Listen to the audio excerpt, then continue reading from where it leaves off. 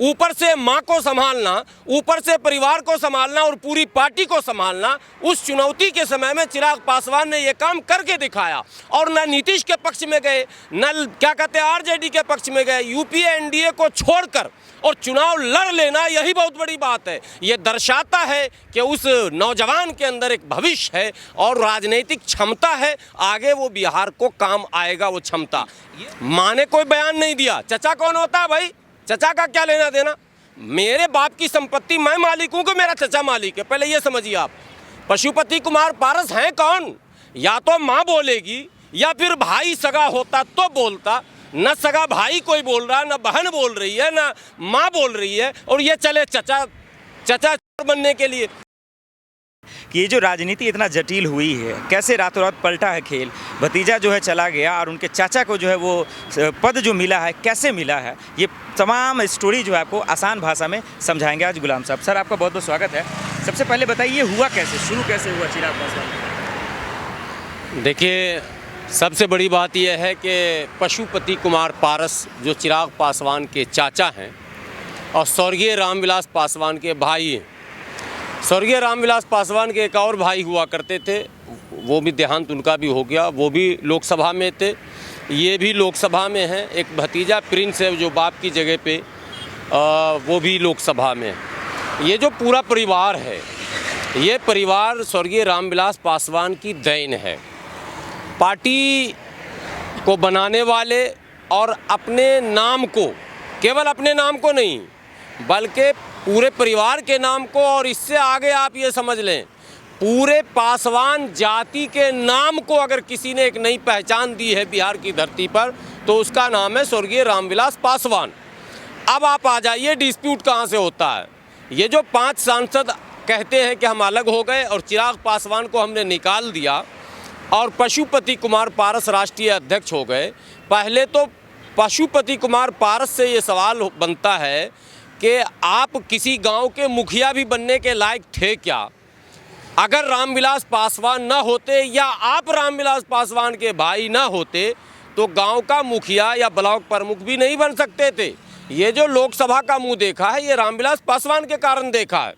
आज भी मंच पे आप खड़ा कर दें पशुपति कुमार पारस, 5 मिनट बात न कर पाएंगे, न हिंदी में, न उर्दू में, न मैथिली में, न संस्कृत में, न अंग्रेजी में, कुछ नहीं आता है।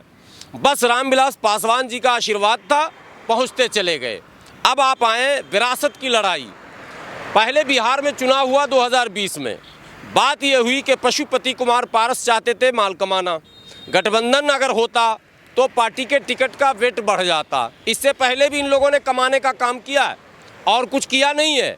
पार्टी के लिए एक ईंट खड़ी नहीं की है पशुपति कुमार पारस ने, एक कार्यकर्ता नहीं जोड़ा है पशुपति कुमार पारस ने, बल्कि ये कह लें कि स्वर्गीय रामविलास पासवान जब जीवित थे तब भी पशुपति कुमार पारस सिर्फ ऐश मौज करना, आराम करना और जो सत्ता के सुख थे वो भोगने के अतिरिक्त और कुछ नहीं था।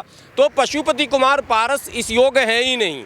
अब इनको ये लगा कि बिहार में हमको भतीजा ने कमाने नहीं दिया। भतीजा जो चिराग पासवान है वो योग्य है और बाप की न सिर्फ जो है वो विरासत जिसको आप कहते हैं कि माल दौलत, बाप की राजनीतिक विरासत भी चिराग पासवान के अंदर मौजूद है। चिराग पासवान योग्य है और उसकी सलाहियत ऐसी है कि वो बेहतरीन तकरीर करता है, जनता से सही संवाद करता है, मीडिया से सही बात करता है।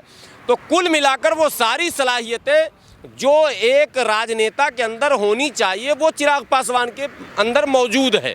तो इन लोगों ने बगावत इसलिए किया कि इनको बिहार में खाने पकाने का जो दुकान था वो चिराग पासवान ने बंद कर दिया। चिराग पासवान ने कहा कि हम सिद्धांतों पर चलेंगे, उसूलों पर चलेंगे और हम इस पार्टी को अपने पिताजी के सपनों की पार्टी बनाएंगे। जो हमारे पिताजी का सपना था, दलितों, शोषितों, पीड़ितों, मजलूमों की आवाज़ बनना, वो काम हम करना चाहते हैं। आप लोगों को सत्ता मिल गया। रामविलास पासवान जी अपने जीवन में उठा पटक करके 19-20 इधर उधर करके सत्ता में बने रहते थे। उस सत्ता का लाभ ये परिवार उठाता था। चिराग पासवान ने सत्ता का लाभ बहुत ज़्यादा नहीं उठाया। चिराग पासवान का डबल सपोर्ट है। जहां बाप का एक नाम है वहीं उसका नानियाल बहुत मजबूत है, ये भी आपको बता दूं। लेकिन रामचंद्र पासवान के पास कोई डबल सपोर्ट नहीं है। चिराग रामविलास पासवान गए तो चिराग क्या कहते हैं पशुपति कुमार पारस भी गए। गुलाम साहब, एक सवाल है कि आप कह रहे हैं कि इतने बेहतरीन है चिराग पासवान, उनकी फैमिली, उनकी ख़ानदान, तो सवाल ये आता है कि ठीक अभी इससे पहले ही बिहार में चुनाव हुआ, आपने देखा होगा, तो इतना अगर उनकी छवि अच्छी है, इतना अच्छा उन्होंने काम किया है, उनका नीयत अच्छा है, उनका इरादा अच्छा है, फिर जनता ने उनको नकारा क्यों? जनता ने नकारा कहाँ? तमाम दलों के वोट प्रतिशत को यदि आप देखेंगे, चुनाव का जो मामला होता है, चुनावी गणित में कभी भी सीटों को नहीं आंका जाता, मत प्रतिशत महत्वपूर्ण। चुनाव आयोग में आप जाएंगे तो वहाँ जो है नियम सीट का नहीं है, वहाँ यदि आपको इतना प्रतिशत वोट मिलता है तो आप रजिस्टर्ड पार्टी हो जाते हैं। 6% वोट एलजेपी को मिला इस चुनाव में 2020 में, जो पिछले तमाम चुनाव से अधिक मिला। लेकिन चूंकि गठबंधन 2 था, उसके बीच में ये अकेले थे, इसलिए सीटें नहीं निकल पाईं। लेकिन इसका ये मतलब नहीं है कि परफॉर्मेंस अच्छा नहीं। कि चुनाव की बात आपने कर दी, इनके 5 सांसद कोमा में थे चुनाव में। महबूब अली कैसर अपने बेटा को आरजेडी से लड़ा रहे थे, खुद एलजेपी के सांसद थे और आरजेडी से लड़ा रहे थे। उसी वक्त चिराग पासवान चाहते तो निकाल देते, लेकिन यही पशुपति कुमार पारस ने कहा नहीं, रहने दो, ऐसा चलता है। पशुपति कुमार पारस एक भी चुनावी सभा में नहीं गए, पूरे अकेले चिराग पासवान लड़ते रहे। एक तरफ बाप के मरने का सदमा, ऊपर से माँ को संभालना, ऊपर से परिवार को संभालना और पूरी पार्टी को संभालना। उस चुनौती के समय में चिराग पासवान ने ये काम करके दिखाया, और न नीतीश के पक्ष में गए, न क्या कहते हैं आरजेडी के पक्ष में गए। यूपीए एनडीए को छोड़कर और चुनाव लड़ लेना, यही बहुत बड़ी बात है। ये दर्शाता है कि उस नौजवान के अंदर एक भविष्य है और राजनीतिक क्षमता है, आगे वो बिहार को काम आएगा वो क्षमता। ये लोग उसकी क्षमता पर हमला कर रहे हैं, ये लोग उसकी योग्यता पर हमला कर रहे हैं। और आप सुनिए, अगर गलत होता चिराग पासवान तो उसकी माँ बोलती, माँ ने कोई बयान नहीं दिया। चचा कौन होता है भाई? चचा का क्या लेना देना? मेरे बाप की संपत्ति मैं मालिक हूँ कि मेरा चचा मालिक है? पहले ये समझिए आप। पशुपति कुमार पारस हैं कौन? या तो माँ बोलेगी या फिर भाई सगा होता तो बोलता। न सगा भाई कोई बोल रहा, न बहन बोल रही है, न माँ बोल रही है, और ये चले चचा चोर बनने के लिए। ये सब ड्रामा कुछ तथाकथित मतलब राजनेताओं के द्वारा वर्गलाया गया। और आपको एक बड़ी बात अंत में बता दूं, दलित पॉलिटिक्स को, जो लोग भी दलित की पॉलिटिक्स, आपको पता है यूपी में बसपा भी टूट रही है, ऐलान हो गया, टूट ही जाएगी, टूट चुकी है, ये समझिए। ये हो कहाँ से रहा खेल? चूँकि बिहार में दलितों के इकलौते चेहरे थे रामविलास पासवान, और उनके देहांत के बाद चिराग पासवान ने उस विरासत को संभालने का काम किया था।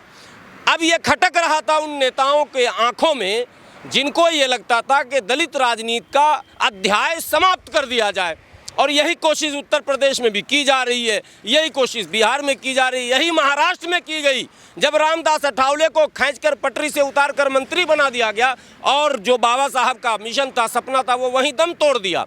तो ये सारी कोशिशें होती हैं, लेकिन ऐसा होगा कुछ नहीं। चिराग पासवान ही, अबे आपने एक सवाल किया, तो स्वर्गीय रामविलास पासवान ने अपने जीवन में चिराग पासवान को अध्यक्ष बना दिया, तो उस चिराग पासवान को अध्यक्ष से हटाएगा कैसे कोई?